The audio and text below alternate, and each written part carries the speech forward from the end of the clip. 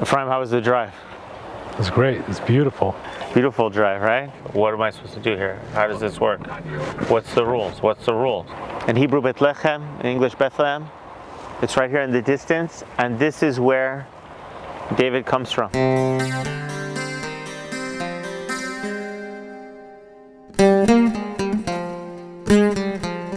We're going to go visit the sites where David lived, where Goliath lived, and where their battle took place. And we're going to see what kind of insight we can gain in this most famous of Bible stories.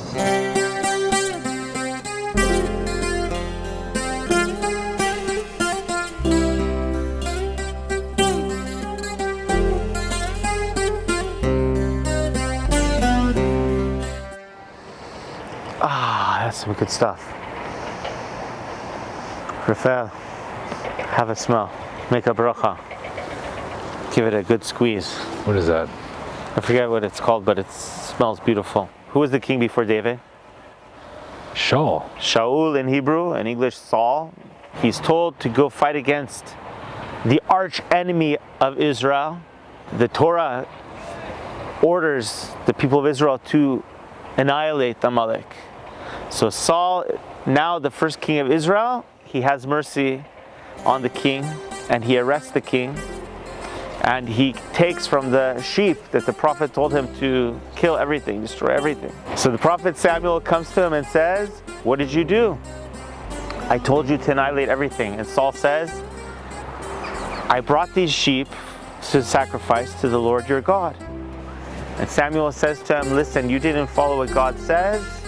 That's it. You lost your right to be king." Samuel said to Saul, "I will not return with you, for you have rejected the word of Hashem, and Hashem has rejected you from being king over Israel."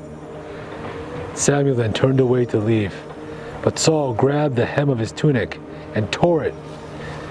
Samuel said to him, "Hashem has torn the kingship of Israel from upon you this day, and has given to your fellow who is better than you." His kingship from this point out is sort of like a phantom kingship. He lost all his energy, all his will to rule, and he's not the same person anymore. And God tells the prophet Samuel, "Go to Bethlehem, to the house of Yishai, Jesse, and I want you to anoint his son as king." Hashem said to Samuel, "How long will you mourn over Saul, when I have rejected him from reigning over Israel? Fill your horn with oil and go forth. I shall send you to Jesse the Bethlehemite, for I have seen a king for myself among his sons." Samuel the prophet comes to the house of Yishai, and there's a meal and everything, and he says, "Bring me your boys." And Yishai has a lot of sons. He starts bringing the oldest and the next one, and each one, Samuel is like listening in the ear for the voice of God to tell him this is the one. He brings the tallest and the strongest and all the oldest sons of Yishai, and at each point he doesn't hear it. No, that's not the one. Until all the sons are brought, seemingly. And he hasn't got the message from God, so he says to Yishai, "You don't have any other sons?" And Yishai says, "Yes, I have one more son. He's out with the sheep. His name is David."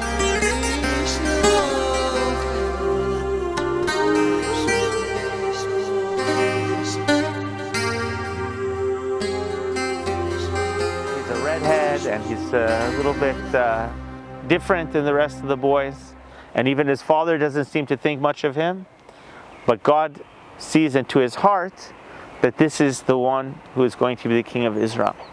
And so Samuel sort of secretly anoints him as king, and from the moment that he's anointed, he is really king, even though obviously Saul is the king, but he gets that supernatural upgrade that the king gets. The anointing, it's not just a physical, symbolic act. When a prophet anoints someone as king, they become king, like they change. And Saul becomes melancholy and he becomes depressed. David and Saul first meet because Saul is depressed and his people want to try and cheer him up. So they go looking for a young man who can play music and cheer him up with some music. And they hear that there's this boy David who plays the harp and other instruments, and he's wonderful with music, and he's a charming young man. David plays before Saul, and this is where David and Saul first become acquainted. What is the background of David? On his father's side, he's descended all the way back to Judah, who is the son of Jacob, Israel, through his son Peretz, who he had with Tamar, and therefore he is the natural heir to the heritage of the tribe of Judah, which is that the staff shall not leave Judah's hand. The Torah tells us that Judah is the tribe of the kingship. The natural tribe that's supposed to have the royalty is the tribe of Judah. And so Saul is not from the tribe of Judah. Saul is from the tribe of Benjamin. David is from the tribe of Judah. So he's lined up on his father's lineage to be the king. He also has another branch of his lineage, which is from his great-great-grandmother, Ruth.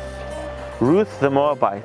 The Bible has a whole book of Ruth that tells the story of this woman who came from Moab and converted and joined the Jewish people.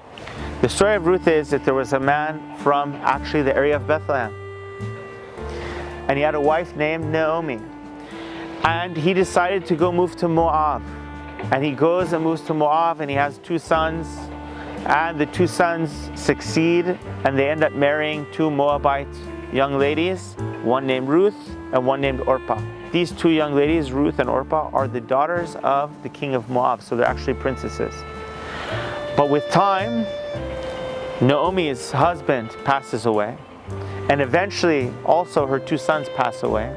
And now Naomi goes from living in wealth and in leisure to now being a widow with 2 widow daughter-in-laws in the house. And the situation is difficult. So she turns to her daughters-in-law and she says to them, listen, you guys can go back home to your father's house. You're going to have your whole life ahead of you. You're young. You can remarry. Go find 2 Moabite young men from your culture. Let me go back home to Bethlehem, to my native land. And let me throw myself on the mercy of my extended family back home in Judah. And so she announces to her daughters-in-law, you are both still very young. You have royal lineage. You can remarry. You can start your life over, and you have everything you could possibly want here in Moab. I'm going to go my way. You go your way. Both of the daughters make a show of protesting. Orpah and Ruth both say, no, we love you. You're our mother. We're going to stay with you. We're going along with you wherever you go. But eventually, the first one to back down and say, you know what, you're right, I'll go back, is Orpah. She kisses her mother-in-law, Naomi, on the cheek and goes on her way.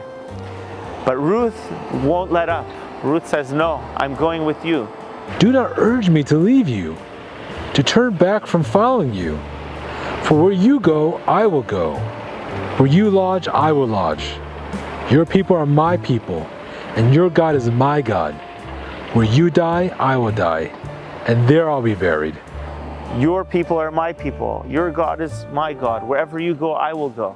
And she refuses to let up, and Naomi sees that she's really, truly sincere, and so she lets her come with her. And Ruth and Naomi go to Bethlehem. In Bethlehem, they're acting as paupers, throwing themselves on the mercy of the extended family. And during the harvest time, they're basically collecting the fallen sheaves in the field, and they're making a living this way. Wheat grows on a stalk like this. The problem is that the fruit of the wheat kernel, the berry, is hidden inside of these sheaths. So you can sit here and you can take them off one at a time, and you can start to peel and try to get to the kernel.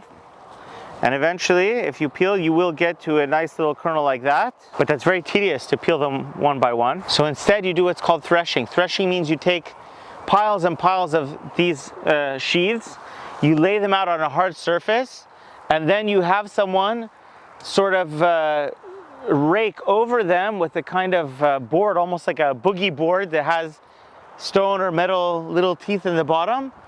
and you get it dragged by an animal back and forth over lots of kernels until it separates the wheat from the chaff. But if I only have one, I can sort of imitate it just like this with my hands. And as you see, the wind is already blowing away some of the chaff, right? When you're done, you throw it up to the wind like this. Ultimately, Ruth catches the eye of someone from Naomi's family, a man from the tribe of Judah by the name of Boaz. And Boaz decides to marry her. This is how Ruth becomes the grandmother of David, because they have a son named Ovad, and Ovad has a son named Yishai, and Yishai is the father of David. So David carries in him two important lineages. One is the lineage of the tribe of Judah, the messianic lineage, and also he carries the lineage of this righteous convert to Judaism, or at that time wouldn't have been called Judaism, but the Israelite faith. He carries the lineage of this righteous woman, Ruth.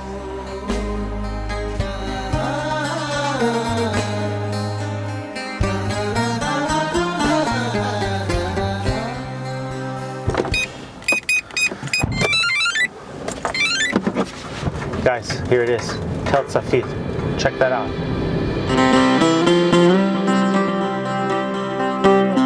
See this whole mountain? That is Gat. That's where Goliath lived, a walled city on top of this mountain.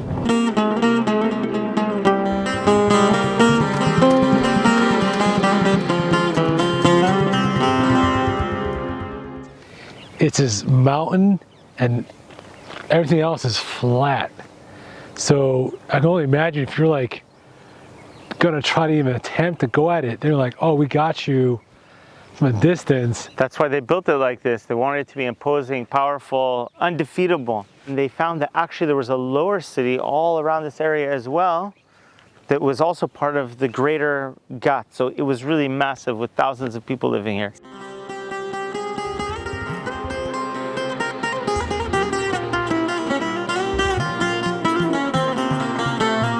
The Arabic name of this place is Tel Esafi. Today in Hebrew we call it Tel Tzafit, which is just a variation of the same thing. And the word tel, it's a word that exists both in Arabic and in Hebrew. It has the same meaning in both languages. And you could translate it mound, but today in archaeology, when we use the term tel, it's used to describe a very specific type of site. You see, the idea of a tel is, let's say 3,000 years ago, 4,000 years ago, there's a civilization here in the land, and they want to build a city. A walled fortress city for the elite, from there to rule and control a larger area of agriculture. So comes a man and he says, okay, I'm going to be king of this area or governor of this area, let me build a city. So he'll choose a hilltop like this one in front of us. And on top, he'll build, at the top of the hilltop, he'll build houses and temples and all kinds of things. And even though it doesn't show here, he'll put a wall all around it. And now he has his city. But now he has a war with a neighbor. Or maybe there's an earthquake and the city is destroyed. It's burnt, it collapses. And then the people who defeated it, or maybe the same people come back and want to rebuild it. Someone wants to rebuild it for the same reasons it was useful before. It had a topographical advantage, maybe it had a water source, maybe it's on an important route. For the same reason now someone else or the same people want to rebuild it. So today we would come with bulldozers and tractors and we would clear everything and start over. And those days they don't have equipment like that. What they do is they just push everything down, they fill it all in with dirt and sand, and then they build on top a second layer. And that could happen over and over again throughout history. And there are archaeological sites where you have 5 layers, 8 layers, 15 layers, 20 layers. And when the archaeologists start to dig, they find something that looks like this. A big mound, it's usually relatively flat on top. And they see it's a tel, it has a certain shape. It's very obvious that it's a tel. And they start to open it up like a layer cake. And the first layer that they excavate, they call layer 1. The second layer, they call layer 2. The third layer, they call layer 3. And they start from the top down so that always the layer with the smallest number is the newest, the layer with the largest number is the oldest, because they don't know how many layers they're going to get to. You might say start layer 1 from the bedrock, right? Yeah. Because that would be chronologically correct, but they don't know until they get there. Wow. Very interesting. Very interesting. So this we're looking at right now, the dirt might be just being top of building after building and building. That's right. Actually, every time the city's rebuilt, the hill gets a little bit higher. So it actually gets more topographical advantage. So this could be like 15 layers. And I don't think there's 15 layers here, but yes, there's several layers here. Awesome. And they're not done. There's still digging going on every season, so there's plenty more to be discovered. But they have discovered at the top lots of Philistine buildings, lots of Philistine pottery, and the Philistine temple, and so on and so forth. So we know today, almost undeniably, that this is the location of the Philistine city of Gath. Wow, amazing.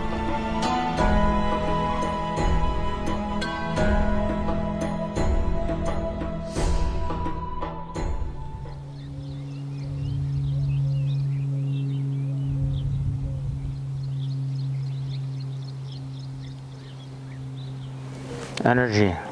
Cool. Energy. Oh, let's do it. So who is this man who's known as Goliath, Goliath of Gath? We now know, both from the Bible and from archaeology and historic research, that the Philistines do not originate in the land of Israel. We find pictures of Philistines in a mural of Ramses III in his temple in Egypt.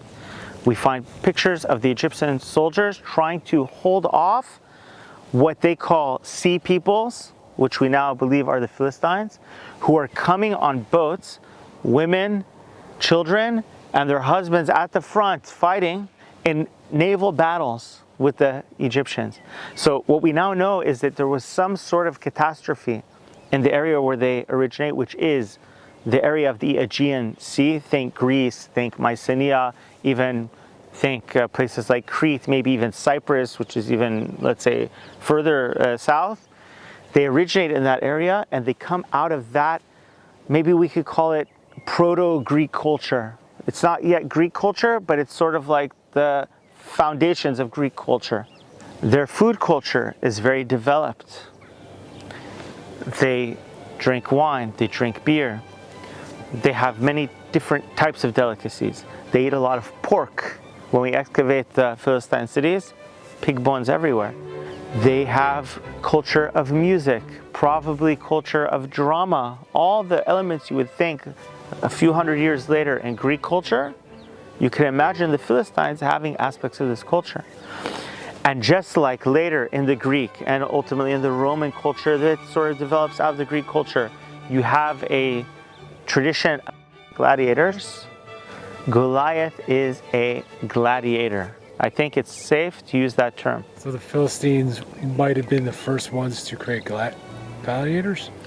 I don't think they created it here. I think they brought it with them from the Aegean culture that they came from, the Mycenaean culture that they came from. So I think that existed where they came from. There are images from Greece and Mycenae of gladiators very early, around this time on pottery and things like that. So it's something that definitely already existed, and they brought it to the land of Israel. But the key is that it was foreign to the culture here. The Canaanites had never heard of gladiators. The Israelites had never heard of gladiators. And so this man, Goliath, what is a gladiator? A gladiator, already he might be 10 years old, let's say, 12 years old. When he's very young, they identify him. This guy is strong. He is brave. You know what? Let's put him in gladiator school. And he's trained in gladiator school. And he's taught techniques, and he's taught the ethos of the gladiator, the honor of how you fight and you don't cheat, how you put on a good show for everybody watching while you're fighting, and not just go, finish it too quick. Yeah. If you're getting the upper hand too quick, you might let it play out a little bit for drama. That's the world Goliath is coming from. It's very different than the world David comes from. David is a shepherd. David, he'll fight if he has to fight. We're going to see that he says a bear or a lion would attack the flock and I would grab it and kill it. whatever means necessary. He has no ethos of fighting to show people how you fight. I sort of had this understanding or the vibe that I was taught as a kid. Goliath is this uncultured barbarian who just goes around slaughtering people. And the way it seems to be, learning again, is that it's the opposite.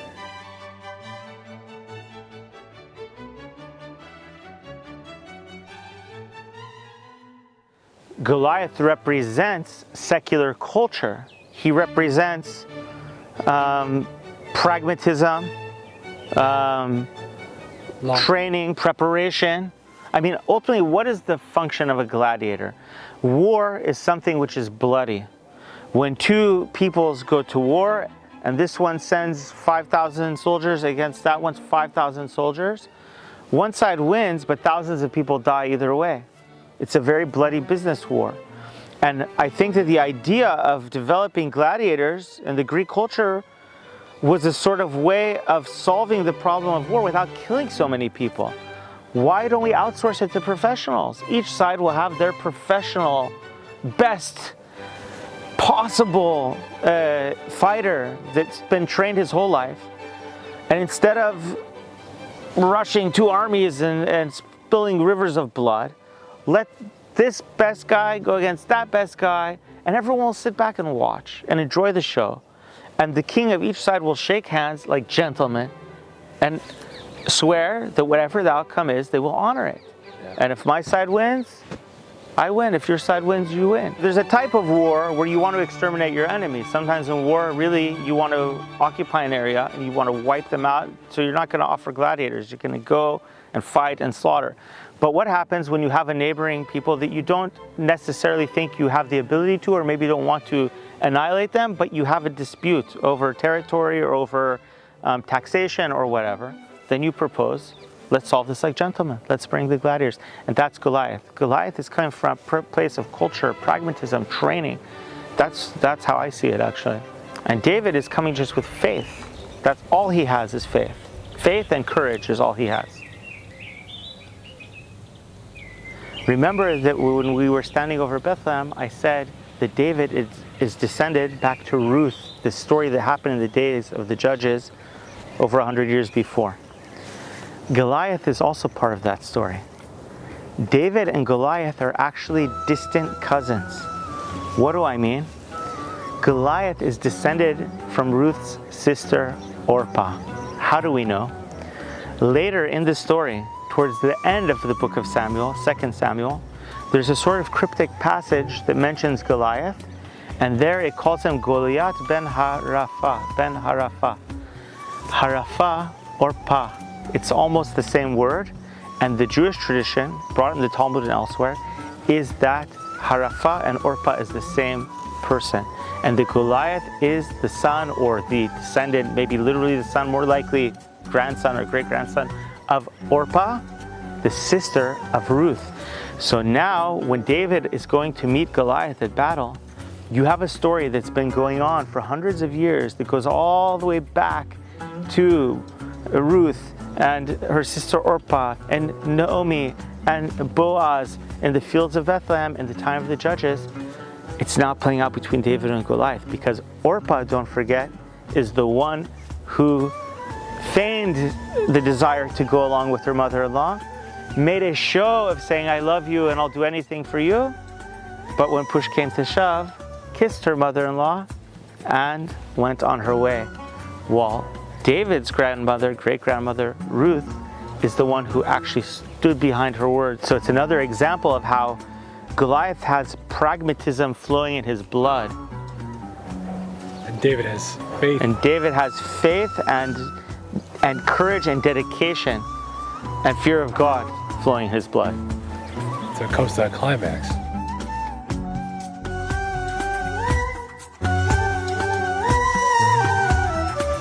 These are like the closest we'll get to Polaroid photos of Philistine warriors. In a place called Medinat Habu in Egypt, they found murals on the walls. And one of the murals shows Philistine warriors fighting the Egyptians. And this sign is basically taken out of those images of the Philistine warriors in the Egyptian temple from the actual time. So the closest you're going to get to a photograph of a Philistine warrior with their spear, with their sword, with their types of headdress is this. They basically copied it and made metal cutouts and put it here to show us what the Philistine warriors are. So Goliath wasn't just a regular Philistine warrior, he also had a copper helmet, and he had other elements that aren't here because these are warriors who were on a boat, they're not gladiators. But this can give us a little insight into the war culture of the Philistines. They had a uniform for war. They weren't just like the Israelites that show up to war in their shepherd's clothing with their sling, their stick, and maybe, if they're lucky, they have a sword or a knife or something. They had equipment. Notice that one has a sword and one has a spear, and we're going to see that when the Bible tells about the equipment of Goliath, he has both a spear and a sword.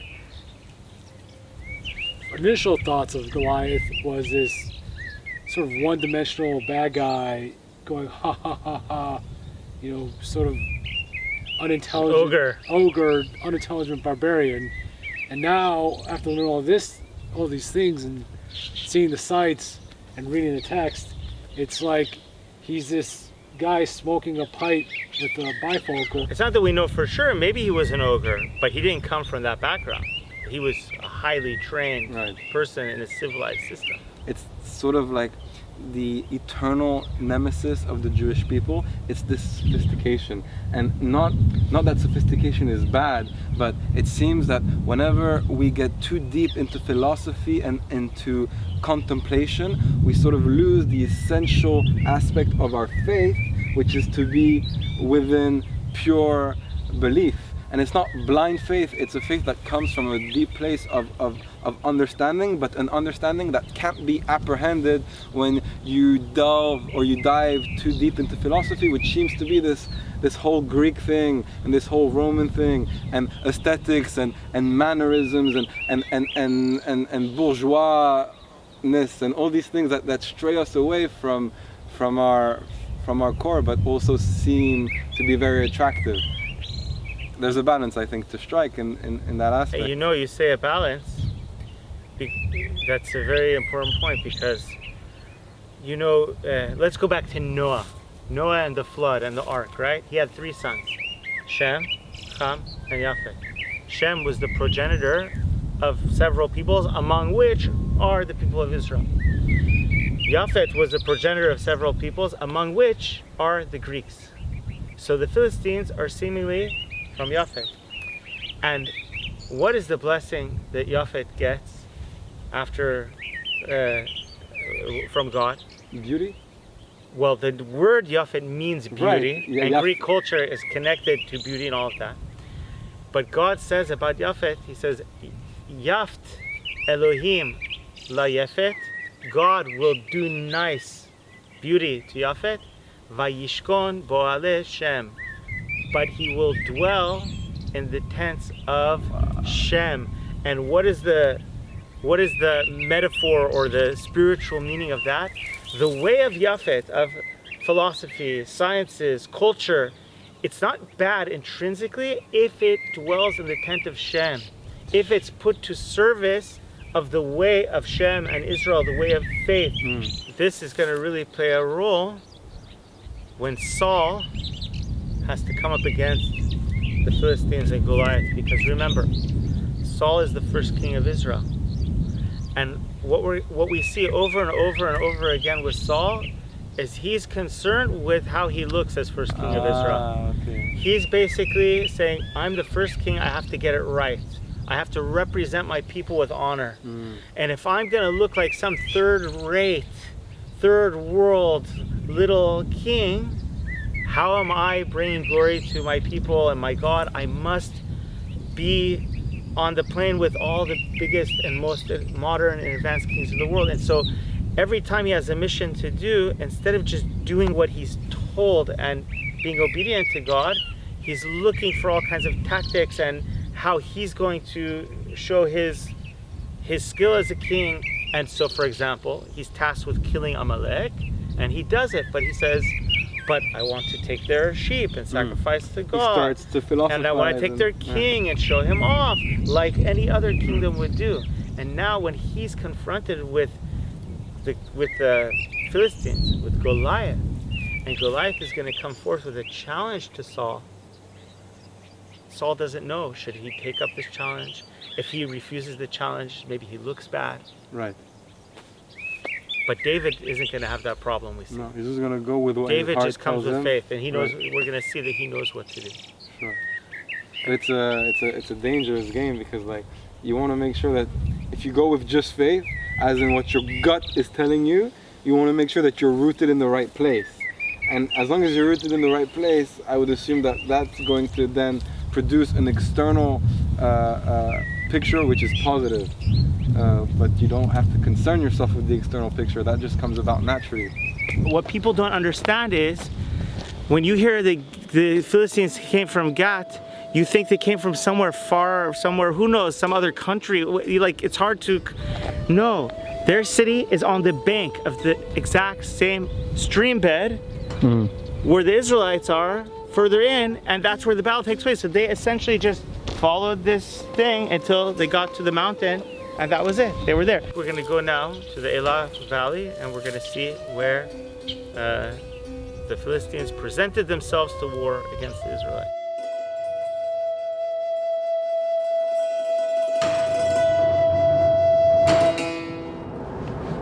You can see photographs here from 100 years ago, not a tree to be seen anywhere. Yeah. All of this was done by the JNF, Jewish National Fund. When I was in yeshiva, one of the Rebbeim's father, he was here like in 1948, and he says, I want you guys, when you go back to the airport, to see if you can count all the trees. He said, it's going to be impossible. He says, when I was here in 48, you can count it on one hand. Wow. Yeah, you can see pictures like that. Almost nothing, just rocks.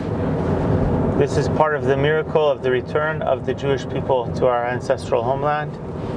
And unfortunately, every empire that occupied this land for the last 2,000 years, whether it was the Romans, the Byzantines, the Arabs, the Ottoman Turks, the Crusaders, they all deforested the land, neglected to maintain the land, to replant the trees, and eventually all the soil eroded, all the mountain faces became naked, and look at any pictures of this land 100, 150 years ago, and it looks like a wasteland. You see the shape of the tell now that we learned about it. Yeah.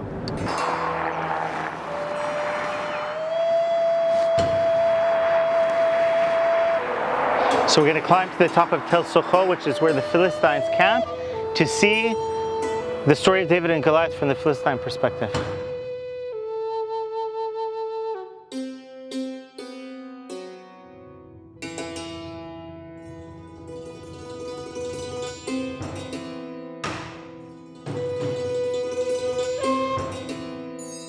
In Egypt, they dipped this ezov in the blood, and they put the blood on the doorpost using ezov.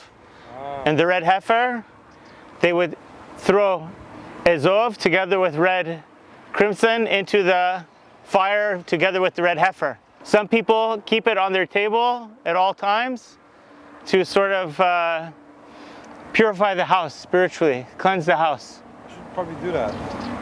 I told my wife I'll bring some home. When we get to the very top at the viewpoint, we're going to see the entire valley here, the Elah Valley, which is where the battle of David and Goliath takes place. The Philistines assembled their men here, and the Israelites on the other side of the valley. I would guess that this is probably Byzantine pottery or Roman pottery. Those lines seem kind of straight, no? That kind of ridging is very common in Roman and Byzantine pottery, although it could also be medieval or something, but it's likely to be Roman or Byzantine. I was telling Aaron, coming up here, that once he explained what tell is, I automatically am like, oh, that's a tell. I can tell what a tell is. Now it's like instant. Oh, it goes up, then there's a little bit of this, a little bit astray, then a little more like natural, but then. Do you remember what's the name of this tell? Tell Shoko. Almost. Tell Socho. Socho. Socho. Yeah, Shoko is what I feed my kids.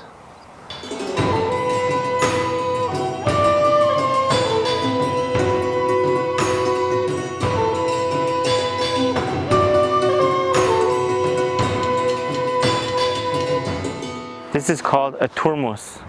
If you ask the average Israeli, have you been to this hilltop? They're going to say, oh yeah, we go there every spring. And they don't call it Tel Socho, they call it Givata Turmusim. The hilltop of this purple flower, this turmus flower. In English it's called a lupine. Go figure what that means. Goliath and his men brought their chariots, riding all the way through this valley, and they filled the valley with soldiers and chariots. And then the commander of the Philistines and his officers and all the dignitaries of the Philistines parked themselves up here, just around here where we're standing, in order to view and administer the war down there. And Saul and his men parked themselves at Azekah. Where is Azekah? Look in the distance. You see a hilltop that's speckled with trees. It's a tell. Speckled with trees, that's Tel Azekah, which is the ruin of the ancient site of the city of Azekah. And Saul and his men were up there. The Philistines were here where we're standing. And down here in the valley, half of the valley was filled with Philistines. The other half of the valley was filled with Israelites. Now, why did the Philistines come to this place? They rode their chariots along the valley, and where are they headed? They're headed over there. Up there is Bethlehem, where David comes from. Up there is Jerusalem. Up there is Givat Shaul, where Shaul, the king, Saul, rules from. Up there is Hebron, the capital city of the tribe of Judah. They're bringing their chariots up through the pass to the ascent to the mountain to make a statement. This is an act of war. If we don't get what we want, we are going to conquer the mountain. I see it now. Like I see I can see from a distance that tell. Right over here I can see this tell, and you can sort of see, you can imagine the flat lands where the battles are about to take place, and that's what they want. For them, this is going to be their prize. They're going to take over, and this is sort of an epic situation.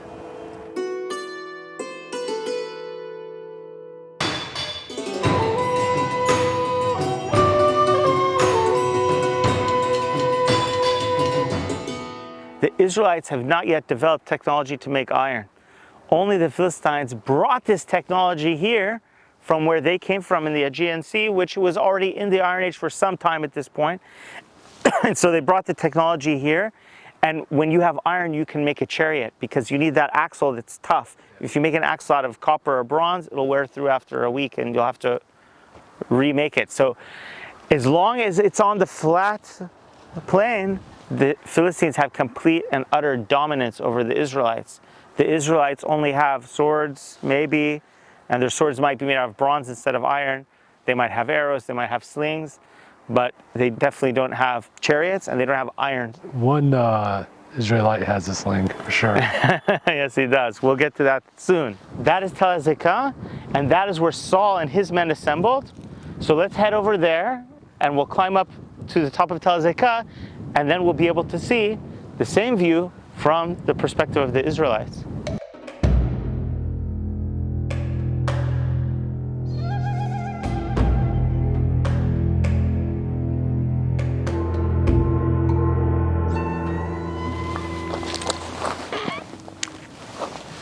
This is like where the jug handle connected, you see? Like that was the jug and the handle would connect here. Yeah. When the archaeologists dig up top and they sift everything, if they find any kind of pottery that seems important or unique, they preserve it. All these random little pieces that are nondescript and they can't learn anything from them, they just toss them here.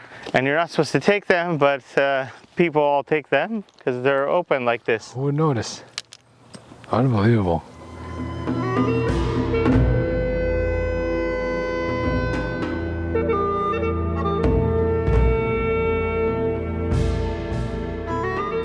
We're standing underneath a beautiful tree, and this type of tree, it's called the Elah tree. The whole valley is named Elah because these trees grow frequently in this area. In English, it's called an Atlantic pistachio tree. Atlantic pistachio? Atlantic pistachio, although it doesn't look like the kind of pistachios you're used to, but it does have a little fruit that grows on it. If we would dig, we would find walls of houses, shops, Towers. stables, whatever, water cisterns, everything that you expect in a settled place. So here, for the first time today, you really understand what a tell is. Yeah. Because we're up in the relatively flat part of the tell, and under our feet is this. And if they would dig under this, They'll find more. there'd be more. Another layer, all the way down to the bedrock. Saul gets word that the Philistines have brought their chariots all the way in the Elah Valley and that they're camped across the valley at Socho. He comes down with his men and he parks himself up here at Azekah. Saul is a new king. Israel has never had a king before. Saul doesn't have a roadmap. He doesn't have a blueprint what it means to be an Israelite king. So how does he decide how to be a king? He starts, let's say, studying up. What do kings do? He hears about the kings in Phoenicia and the kings in Moab and in Edom, and there's kings all around. There's kingdoms. And he sees their conventions, their chivalry, their different rules and laws of how they run their court. And he's trying to design what is going to be the prototype of the Israelite king. And now, for the first time, he's met with this kind of challenge where another civilization that has a different way of doing things is saying to him, you guys are primitive. We have a better way of doing it. Why do you want to spill so much blood? One against one. And you can imagine Shaul, on the one hand, thinking to himself, you know what, they're right. This makes a lot more sense. This is much more pragmatic. This is much more honorable. If I say no and I lose, and thousands of people die, I'll be accountable for it. Like this, at worst, one person will die. And furthermore, if I say no, maybe it makes us Israelites look bad. It makes us look bad. It makes our God look bad. It makes us look primitive in the eyes of the nations around us. So you can imagine that for Saul, it's very difficult to make up his mind whether to take this challenge or not. And also, if he's going to take the challenge, Who's going to go there? who's going to go? He doesn't have a candidate who was trained from childhood in the gladiatorial arts like Goliath. In a situation where he can't find anybody by default, who is everyone going to look to fight Goliath? Saul. The king, right? The king goes before the people. So Saul is really in a dilemma. He has a moral dilemma. He has a strategic dilemma. He doesn't know what to do. He wants to do the right thing, but he doesn't know what is the right thing to do. It says that Goliath went out every morning and every evening to mock Shaul and the Israelites. And the Talmud says, why every morning and every evening? Either do it every day once or do it all day. What is this every morning and every evening? So the Talmud says, you know, the people of Israel have a commandment in the book of Deuteronomy that every morning when we wake up and every evening before we go to bed, we have to recite what's called the Shema Yisrael. Hear, O Israel, the Lord our God, the Lord is one. And when a Jew does that every morning and every evening, that's the source of our strength. That's the core statement of our faith. That's what reminds us, hear, O Israel. Every Jew, every Israelite is Israel. So you're really talking to yourself. The Lord our God, the Lord is one. There's nothing else besides him. And therefore, there's nothing to be afraid of. So when a Jew is about to go to war, what do? They scream out, Shema Yisrael. That's where we get our faith. When a Jew knows that his life may come to an end, he wants the last words on his tongue to be, Hear, O Israel, Shema Yisrael. So every morning the Jews would wake up and all of a sudden they would hear from down there screaming, groaning, cursing, spitting. And you know, we're standing up here. Ephraim, can you hear the cars? I can hear the construction Across the valley, right? across the valley, miles and miles away. So imagine if right down here was a Philistine, covered in armor of copper and iron. I don't want to bang the microphone, but he's,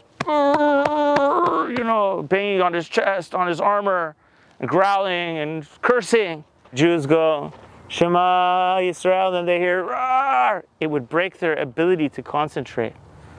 Okay, so that's one insight. There's another really cute insight. Remember, David is descended from Ruth. Goliath is descended from Orpah, the two sisters. And remember that Orpah, she started to escort Naomi, and then she backed down, kissed her, and went home, while Ruth went all the way. So the rabbis say in the Talmud, Orpah escorted Naomi for 40 steps. And for each of those 40 steps that she took to escort Naomi, God gave her descendant Goliath another day to live before he was killed by Ruth's descendant David. That's why nobody could act for 40 days. Goliath had the merit, his mother or his matriarch escorted Naomi for 40 steps. And I thought Shaul was just being a politician by just stalling. It could be on a basic psychological level that he's a politician, and on a deeper spiritual level in the higher worlds that there's another account that's going on. God is functioning on multiple levels at the same time. So Saul's up here with all his soldiers. Goliath is down there banging his chest and cursing. And Saul doesn't really have a proper standing army like you might think. He has his band of men that he keeps with him. He has a few soldiers that he keeps with him. But he's the first king. He hasn't really had the opportunity to organize what you might think of as a standing army with proper supply lines like we think of today. So when Saul has this problem that the Philistines have infiltrated with their chariots all the way to the base of the mountain, so he has to send out the word all over Israel, send every able-bodied young man to come defend the inland, the homeland, from the Philistine incursion. So David's father, Jesse, Yishai, sends his oldest boys down to help fight with Saul. And he holds his youngest son, David, back in the area of Bethlehem to tend the sheep. But after a certain amount of time goes by, at this point it's been 40 days and 40 nights, Jesse, Yishai, is starting to get worried about his boys. And also, he's worried that they're running out of supplies. There's not a proper supply line. There's not a mess hall. This is a tactical thing, right? So he loads David up with a backpack with lots of food, bread, cheeses, different things. And he also sends some food for the captain of the 1,000, like the, commander. Maybe it's because this is his duty in helping to supply the army. Maybe he wants to get a little what we call in Hebrew protexia, make sure the commander will keep a good eye on his sons and take extra care of them. But in any case, he sends David with sacks of supplies, and David comes hiking down from Bethlehem. And I've walked and hiked that before, actually, with my son Dovi about a year ago. And you can hike it in about 4 hours, maybe 5 hours, something like that. So David comes hiking down, and he arrives here at the camp. And at first, he encounters the soldiers who are down in the valley, who are in skirmishes with the Philistines. And he's asking around, what's the story? What's going on? And he hears the soldiers saying that the king has announced that whoever will kill Goliath the Philistine will get to marry the king's daughter, and he will be enriched with wealth, and his family will be exempted from service in Israel, which means taxes, army service, and so on and so forth. So David's asking around about this, and really, what did he say? What does he get? He's checking the terms. In the meantime, his older brothers hear that David is hanging out with the soldiers, and they understand that he's getting interested in something here, when really he was just sent as a runner. He's supposed to be a runner, drop the stuff, and run back and take care of the sheep. He's not supposed to be hanging out with the soldiers. So they say to him, David, what are you doing over here? Why are you taking interest in the sword? Get back to the sheep. Who's taking care of the sheep? You left the sheep by themselves? And David says, no, don't worry. I'm just asking questions. I'm just asking questions. But he keeps asking questions until King Saul, who's sitting up here, he hears that boy David, and he knows who David is because David used to come play music for him when he was depressed. And he says, bring it to me, I want to talk to him. David comes before King Saul. And King Saul says, what's the story? What are you doing? And David says, I want to fight the Philistine. And King Saul says to David, what do you mean you want to fight this Philistine? You're a young man, you're a handsome young man, you're great. But he is a warrior from his youth. He doesn't use the word gladiator, but he's saying, if you read between the lines, he's a gladiator. In fact, when the Bible introduces Goliath, it introduces him with a rundown of his gear. How much did his helmet weigh? What was it made of? How much did his armor weigh? What was it made of? What was the length of his spear? What was the length of his sword? How much did it all weigh? In other words, the Bible is really telling us that this Goliath is a gladiator. And Saul says to David, you can't do it. You can't fight against him. And David makes an impassioned speech. David said to Saul, your servant was a shepherd for his father among the flocks. The lion or the bear would come and carry off the sheep from the flock, and I will go after it, strike it down, and rescue the sheep from its mouth. If it would attack me, I will grab onto its beard and strike it and kill it. Your servant has slain even lion and bear, and this uncircumcised Philistine shall be like one of them, for he has disgraced the battalions of the living God. Then David said, Hashem, who rescued me from the hand of the lion and from the hand of the bear, he will rescue me from this Philistine. So Saul said to David, go, and may Hashem be with you. He hears these words of pure belief and trust in God, and he says, that's the one I'm looking for. That's what I've been missing. That's what we need to battle this. But you need armor. You're going to fight a gladiator. I don't know how you're going to do it. I believe in you. But Saul's still thinking in the pragmatic terms. He says, you need armor. So Saul has a set of armor. He's the king. So Saul dresses David in the king's own armor. And David starts to put it on. And he's a shepherd. He knows how to fight. He knows how to maneuver. He has all kinds of skills. But fighting as a gladiator with armor and spears and swords is not one of them. So he tries it on. He tries to maneuver. And immediately he just throws it off and he says, I can't move with these. David takes a stick, a shepherd's stick, like a staff, and he takes a sling, a shepherd's sling. And he takes them and he starts to make his way down to the battlefield to fight Goliath.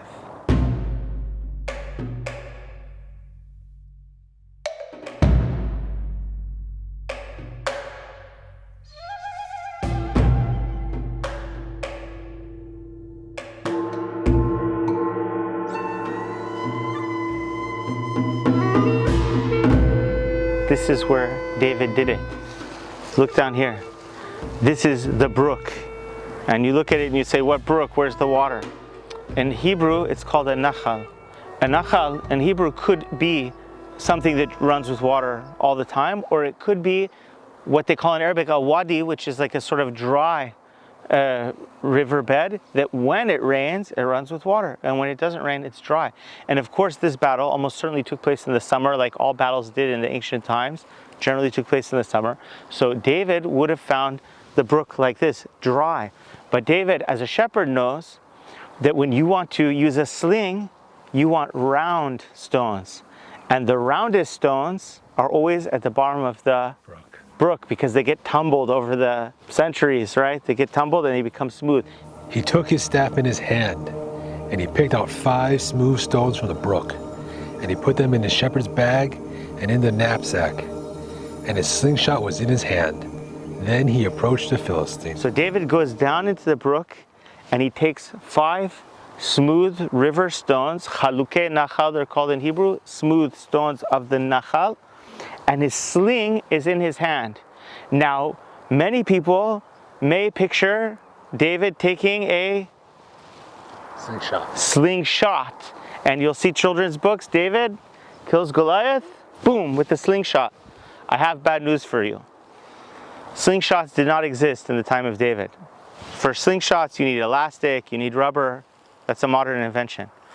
What David had is what we call in English a sling, or in Hebrew it's called kela. I have one here that I made from the fibers of the tree, the palm tree that grows in my backyard. This is a kela. Doesn't look like much, but it's a very powerful weapon. There's a little basket here where you wedge the stone. There's a loop here that goes over your middle finger, like that. At the other side, there's a knot that's lined up so that the basket is in the middle. Load your stone, and you get ready. You get your eye on your target, and you swing, swing, swing, and when you're ready, you release. And if you are adept, the stone will hit your target. It will hit the target almost with the velocity of a bullet from a gun.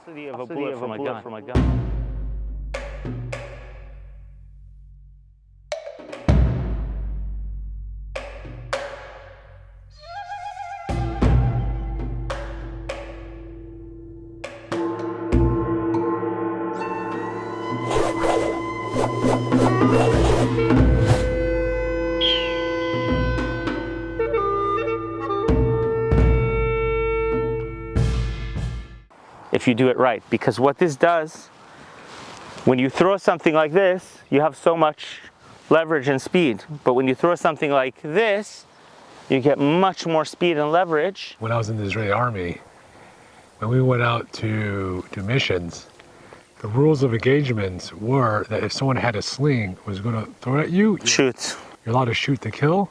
Just to give you an idea that even in modern day times, It's deadly.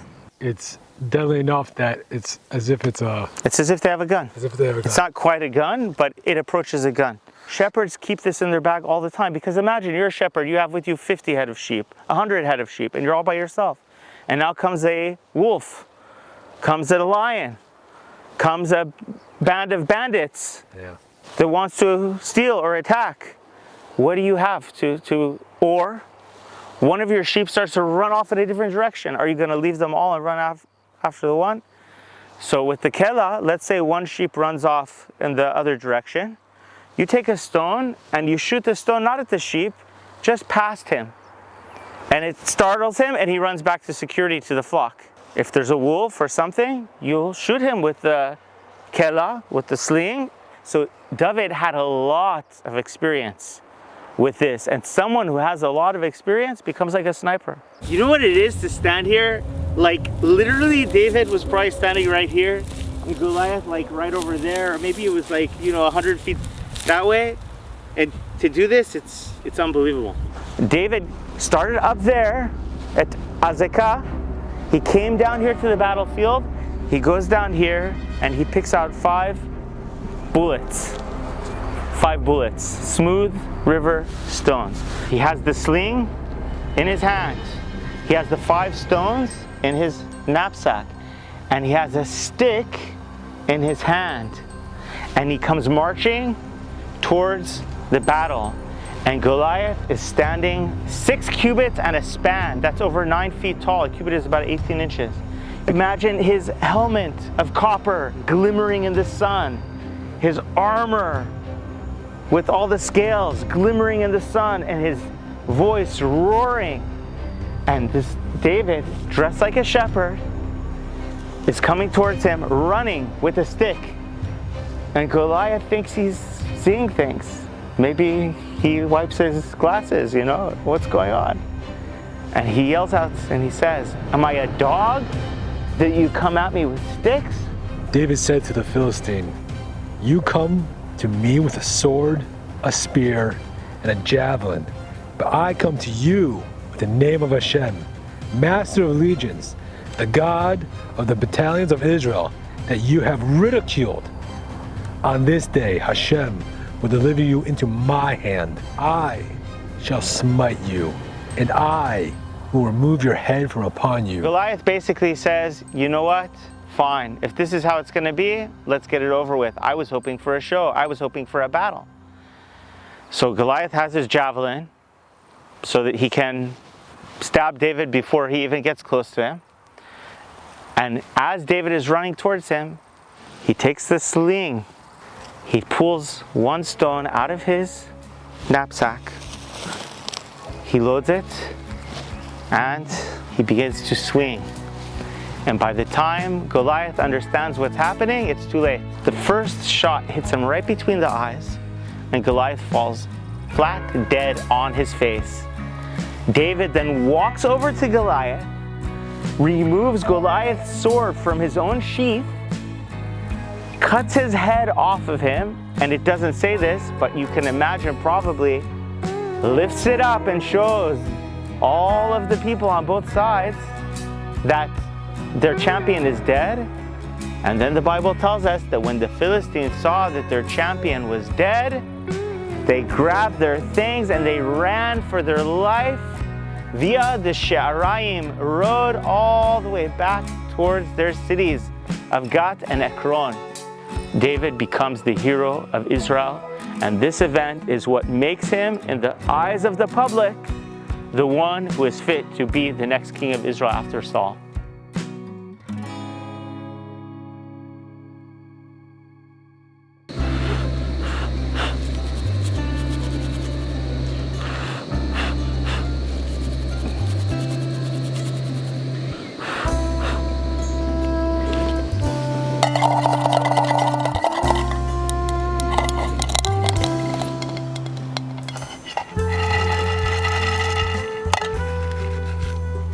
Tastes like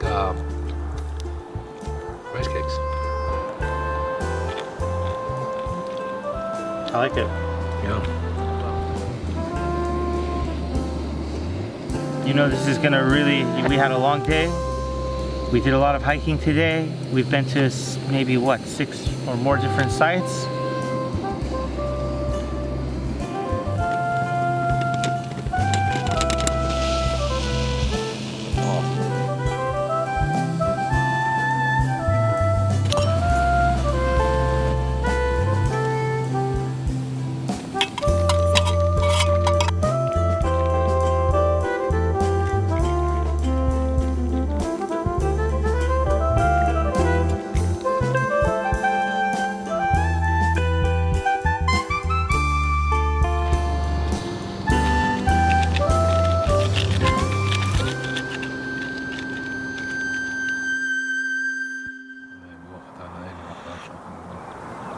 Oh, it's just what the doctor ordered. Ooh, that has a lot of flavor. That's insanely packed. We boiled it down and got everything out. Wow. That's why we drink it from a little cup. Yeah, I was like, this is like a coffee cup, but with this kind of intensity, Yeah. I'm not complaining. It's like an elixir or something. Yeah. But you're gonna see it's gonna wake you right up. Like a syrup. Karen? Ooh, it's nice and clean. Yeah. Shiny. ברוך אתה אדוני אלוהינו מלך העולם בורא פרי העץ.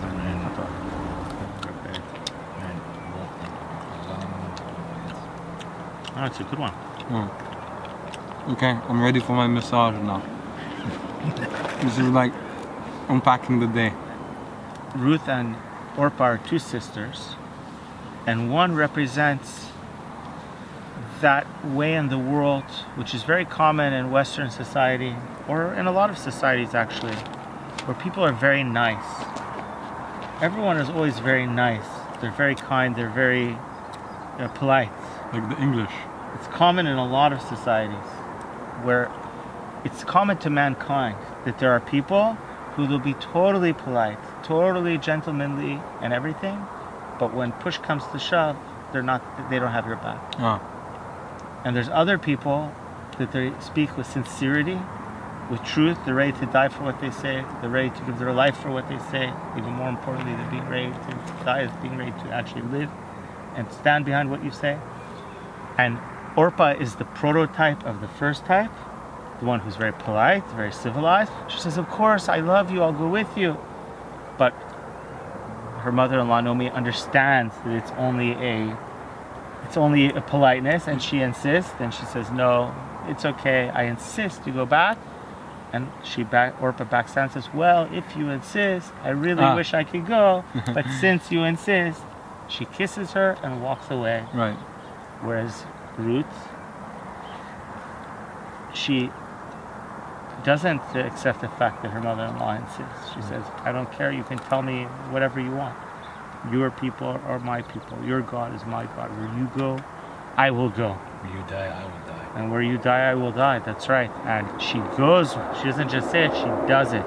And she's willing to go from being a princess of Moab to living a life of poverty, picking up the fallen sheaves in the field. Just like we did that and we made a little wheat out of it, that's how Ruth was making her living. She was going in the fields after it's harvested and picking what's left. And she was willing to come even to this degradation out of her sense of loyalty to her mother-in-law, to her family, to her morals. And such a person, even though she comes from a Gentile origin, she was fit to join and not only become part of the people of Israel, but to become the queen mother, let's say. Ruth,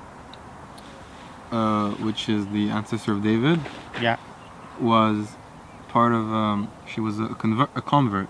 Yes. I had learned somewhere that this is actually crucial to the fact that David himself is the progenitor of the Mashiach, the Messiah, because the fact that Ruth was a convert means that inside him he has the blood of the other nations, and that it's not just Israel as a sort of like protected, glorified nation, and all the other nations are put aside as like worthless and they all need to be. It's like actually the only reason that David is who he is because inside of him he has a bit of blood from the other nations, and that this puts him in a position that he can now be a priest, that he can sort of like be the intermediary and the mediator between all the nations and the one God. There was a time where tanks, heavy armor, was the way to go. Whoever had the best tanks pretty much controlled the battlefield for years and years and years and years. And then recently they say it's not tanks and armor, it's speed. All this armor is just agility. Agility is just all this extra weight. You can't move. And so reading David's, when he's putting on the armor of Saul, he's like, this armor is, it's too much. Get rid of it. I don't need it. Also, like that, and Kala is a sharpshooter, and we still have that connection between sling. Well, you served in the Israeli army, so you certainly feel connected to it. And even though this is an ancient weapon, you use it nowadays, and it's considered deadly. Nowadays, it's considered deadly. Especially if I'm standing behind you. Yeah. When and no, I'm no better. Yeah. And you got one backfire, Ephraim. Yeah, it happens. Whatever. And it's funny actually, like now that you're putting it in the perspective of the modern Israeli army, I feel like, and this is really touchy, but this is a theory now, that perhaps we're in the same predicament as King David in regards to politics and what our actual intentions are. In the sense that King David, he's fighting really in the name of Hashem. He has his real, pure intention, but on the external perspective, it might seem like he's a cheater. Like now he's using the sling and he's throwing this rock, and he's cheating Goliath. But really, what he's really doing is he's fighting the war in the way that he seems and he deems to be true, and he doesn't care what other people think. What I actually thought about this in boxing, referee goes and he says, "Okay, I want a clean fight, nothing below the belt, this roll, that roll, that roll," and he says, before he tells the guys go to your corners, he says, "Protect yourself at all times." Right. That's the most important. It's like, yeah, there's all these rules. But you're going to battle. Protect yourself at all times. You're saying that Goliath didn't protect himself at all He didn't times. protect himself. He got cocky and whatever. And also, David, when he says you disrespected God. Like I'm not gonna hold myself to your standards. You disrespect God, you're nothing to me. So let's contrast that with Saul, because Saul, he's the first king, and he's very concerned with what's proper, what's done, what's not done, how it looks. Because he's also a politician. He has this aspect of the image that he's projecting of this people as a nation, not only as the children of God, but as a state. Yes, and he's sort of making it up as he goes along. Right. And the truth is, and that's what we learn from David, that the people of Israel are not a regular people. They're governed by the regular laws of nature and the regular conventions of the world. The people of Israel are a nation of priests and a holy people, who, as long as we're faithful to God and we stick to the Torah of God and we do what He wants, He will take care of us miraculously. And David understands that the role of a leader of Israel is not to play politics and not to be concerned about what people think about. It's to lead the world through spiritual leadership and to make an example of a people who lives in a almost supernatural way through their faithfulness to God, that the entire world can look towards the people of Israel, Get inspired. and gain inspiration, and maybe can't quite be a nation of priests like the people of Israel, but can strive in that direction. And so when David comes to the battle, he doesn't care. His whole point is to say, this is irrelevant. This whole political maneuvers of the gladiator battle, whether to do it or not, is irrelevant. Someone, like Ephraim said, someone came and cursed the God of Israel. Someone came and threatened the people of Israel. We're going to kill him and cut off his head. And David does it, and Ephraim, I think you both alluded to it, in a way, you might say he cheated. In other words, if you would have asked the Philistines, what just happened over here? Tell us your side of the story. I guarantee you that if we would continue this episode, we hike to Gath and interview a Philistine who came back from the battle, what he would say to us is, can you believe those filthy Israelites? They have no honor. They have no tact. Their king agreed to a gladiator battle. The rules are set. Everyone knows how it works. And the boy who they sent brought a gun to the fight. It's a sword fight and a javelin fight, and he brought a gun and he shot our champion between the eyes. And that would be the Philistine point of view. But David says, yes, I will bring a gun and I will shoot him between the eyes, because we're not playing that game. That is not the role of the people of Israel in the world, to play those games. Our role is to move forward in the service of God, to stay loyal to Him and faithful to Him, and He takes care of the rest. Wow. When we don't fully commit to this ideal, it's sort of like where it gets the messiest, because now it's like we're playing two games at once. On one hand, we're trying to maintain a certain image, but on the other hand, we're trying to be faithful to our heart. And when you do both, you it's like Saul. He's paralyzed. He's like, for 40 days, he's not doing nothing's happening. And in the meantime, people are getting angry and confused, and the war is continuing and continuing. What do you think we'd like to use? Is it getting your heart racing a little? No, it's okay. Huh? I feel like you want it to get my heart racing. It makes my heart race, this HT. Okay. I can smoke 4 pipes and drink 10 cups of coffee, and then I have this and it makes my heart race. I like this. It's nice, right? Even the average Philistine warrior had swords and shields and iron, and they had chariots, right? The Israelites don't have chariots.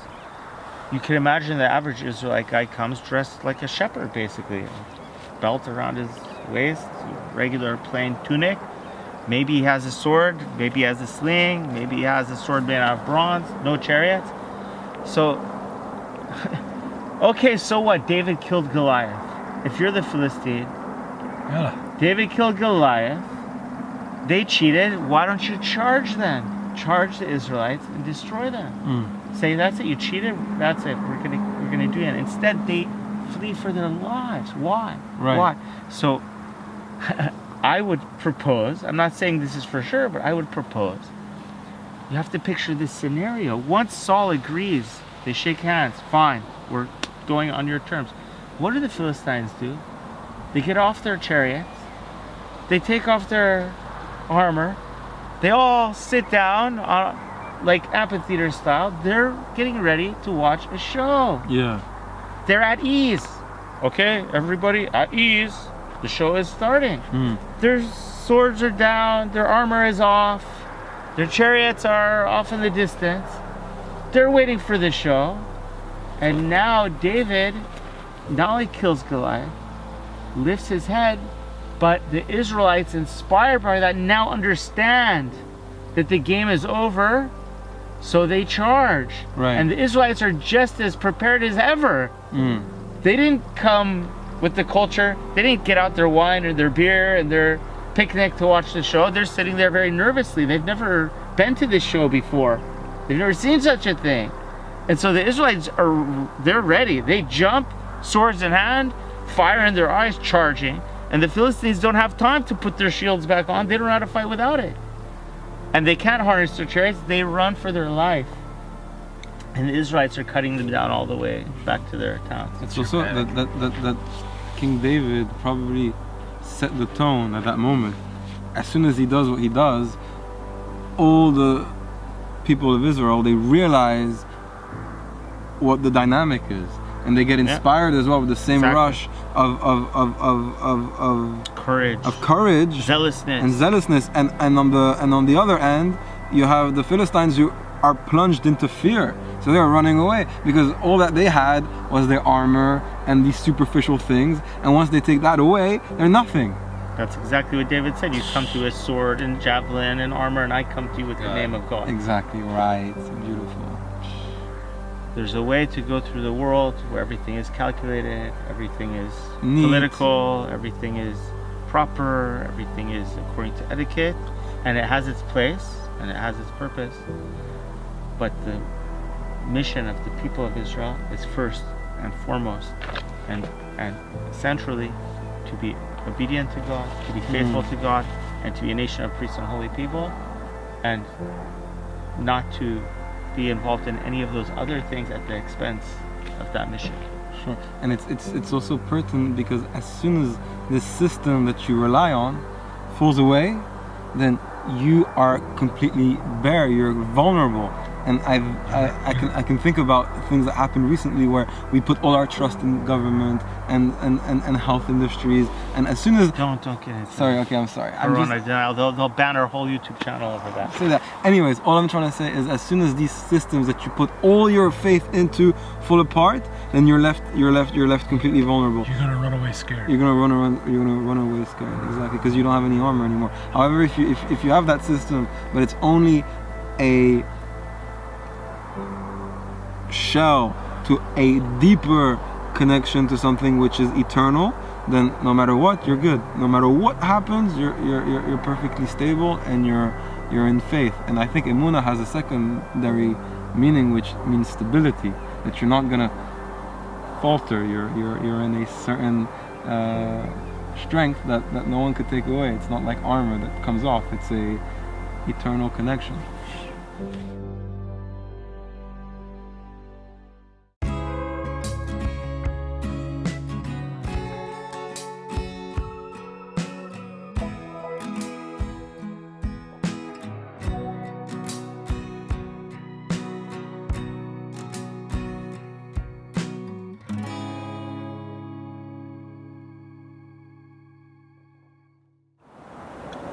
Did you know that when you have like diamonds, and you have like the 1 carat diamond, 2 carat diamond, 3 carat diamond, the word carat comes from the seed of a carob? Oh, the size. This seed is equal to the size of 1 carat. Pretty cool.